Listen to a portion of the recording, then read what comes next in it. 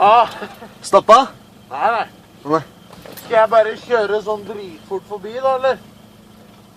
Da burde du parkere på den riktige siden av veien, så må du gå ut av bilen. Eller da, jeg må finne et sted å parkere. Ja, ikke parker nære at noe hus, da.